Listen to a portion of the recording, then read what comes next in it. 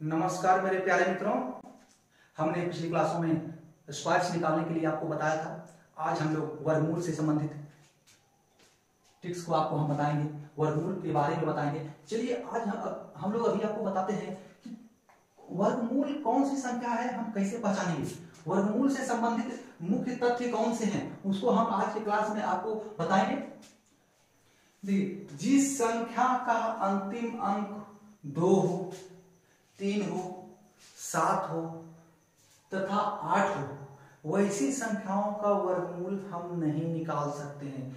जैसे कि स्क्वायर में हमने आपको बताया, किसी भी संख्या का वर्ग अगर हम करेंगे तो उसका अंतिम अंक 2 नहीं होगा, 7 नहीं होगा, 3 नहीं होगा, उसके बाद 8 नहीं होगा। उसी प्रकार जिस संख्या का अंतिम अंक 2, 3, 7 तथा 8 है, उसका वर्गमूल नहीं निकाला जा सकता, क्योंकि वर्ग करने के बाद हमको इकाई अंक में, अंतिम अंक में 2, 3, 7, 8 प्राप्त होगा ही नहीं, तो हम उसका वर्गमूल फिर कैसे निकाल सकते हैं वैसी संख्याओं का जिसका अंतिम अंक 2, 3, 7, 8 हो।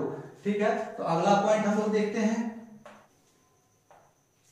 जिस संख्या का इकाई अंक में केवल 0 हो, जिस संख्या का इकाई अंक में केवल 0 हो, या संख्या के अंत में बिना जोड़े यानी बिना पेयर के 0 हो, तो ऐसी संख्या का वर्गमूल नहीं निकाला जा सकता।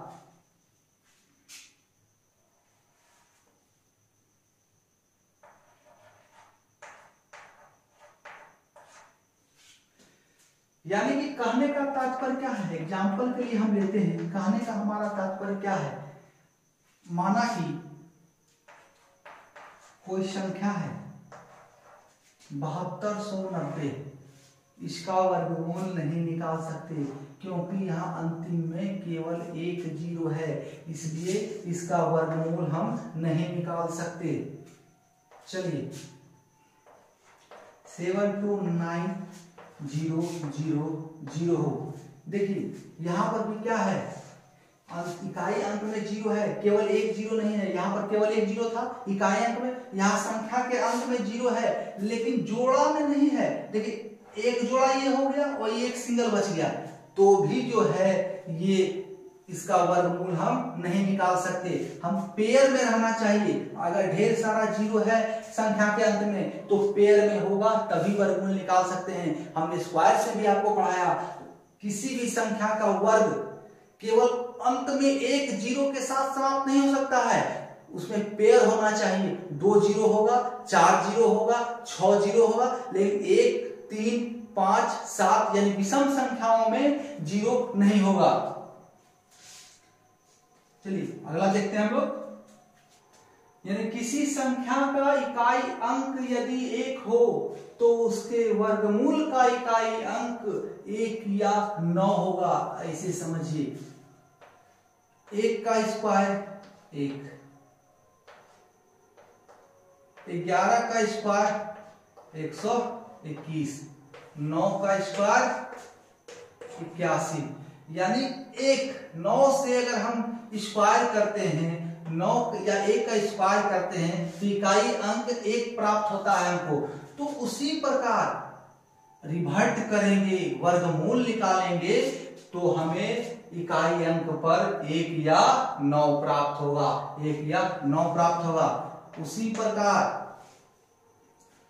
उसी प्रकार जो है, यदि किसी संख्या का इकाई अंक 4 हो और उसका वर्गमूल का या इकाई अंक क्या होगा, वर्गमूल का भी जो इकाई अंक है, वर्गमूल का इकाई अंक जो है क्या क्या हो सकता है, वर्गमूल का इकाई अंक हमारा 2 हो सकता है या 8 हो सकता है, 2 या 8 हो सकता है। किसी संख्या का वर्गमूल का इकाई अंक अगर 4 है, किसी संख्या का इकाई अंक अगर 4 है तो वर्गमूल का इकाई अंक भी जो है 2 या 8 होगा। क्यों? क्योंकि 2 का स्क्वायर 4 होता है और 8 का स्क्वायर 64 यानी इकाई अंक 4 होता है। इसीलिए अगर हम इसको रिवर्ट करेंगे, 4 इकाई अंक पर है तो उसका वर्गमूल का इकाई अंक या तो 2 होगा या तो 8 होगा। 5वां पॉइंट, अगर किसी संख्या का इकाई अंक 6 हो, इकाई अंक 6 हो, तो वर्गमूल का इकाई अंक जो है, वर्गमूल का इकाई अंक क्या होगा? वर्गमूल का इकाई अंक 4 होगा या 6 होगा? 4 होगा या 6 होगा? क्यों? तो 4 का स्क्वायर 16, इकाई अंक 6, और 6 का स्क्वायर 36, इकाई अंक 6।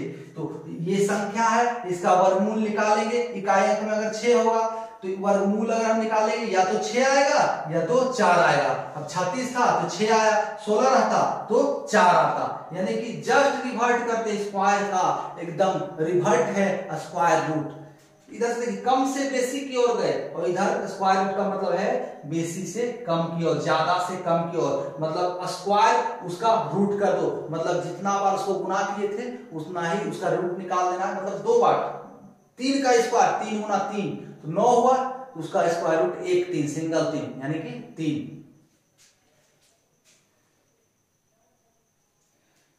आइए अगला पॉइंट हम लोग देखते हैं।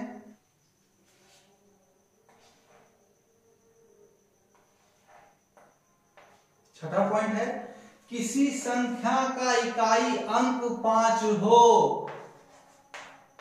तो वर्गमूल का इकाई अंक भी, वर्गमूल का इकाई अंक भी 5 ही होगा, 5 होगा, 5 ही होगा, कोई चेंज नहीं।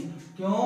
क्योंकि 5 का स्क्वायर करेंगे 25 यानी कि 5, और किसी भी संख्या के स्क्वायर करेंगे हम तो इकाई अंक में हमें 5 नहीं प्राप्त होता है। तो इसलिए हम इसको अगर रिवर्ट करेंगे, इधर से हम इधर आए, अब इसको इधर से इधर जाएंगे तो 5 ही प्राप्त होगा, 5 ही प्राप्त होगा। इसलिए अगर किसी संख्या का वर्ग करने पर इकाई अंक 5 प्राप्त हो रहा है तो किसी संख्या को वर्गमूल करने पर भी अगर उस संख्या का इकाई अंक 5 है तो वर्गमूल का इकाई अंक भी 5 ही होगा, अन्य कुछ नहीं होगा।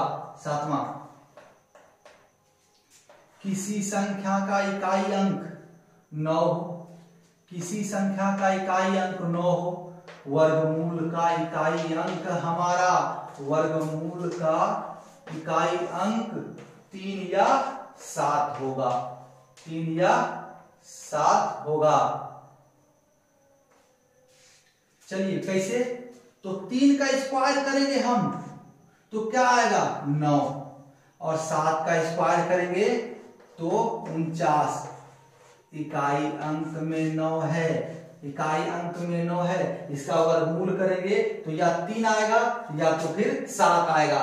यानी कि जिस संख्या का इकाई अंक 9 है तो उसका वर्गमूल करने के उपरांत हमें 3 या 7 प्राप्त होगा उसके इकाई अंक में। क्योंकि किसी संख्या को वर्ग करने पर हमें 9 इकाई अंक पर कब प्राप्त होता है? तो उस संख्या का इकाई अंक अगर 3 हो और 7 हो। उसी प्रकार किसी संख्या का इकाई अंक 9 हो और उसका वर्गमूल निकालना है तो उस संख्या का इकाई अंक क्या क्या हो सकता है? या तो 3 हो सकता है या तो 7 हो सकता है।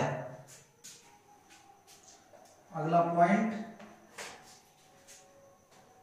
किसी भी संख्या का वर्गमूल तभी संभव है जब उसके अंकों का योग 9 या 0 हो, 1 हो, 4 हो तथा 7 हो, तभी उस संख्या का वर्गमूल निकाला जा सकता है। क्योंकि एक परफेक्ट वर्ग स्क्वायर नंबर, एक परफेक्ट स्क्वायर नंबर वही है जिसका डिजिटल सम यानी उसके अंकों का योग 9 हो, 0 हो, 1 हो, 4 हो या 7 हो, तभी संभव है। चलिए, आप सभी मेरे प्यारे मित्रों का हमारे साथ इतने समय तक बने रहने के लिए धन्यवाद। अगली क्लास में हम आपको स्क्वायर रूट निकालने के लिए बताएंगे कि स्क्वायर रूट आसानी से कैसे हम निकाल सकते हैं। धन्यवाद। लाइक करें, शेयर करें, सब्सक्राइब तो आपने कर ही लिया होगा।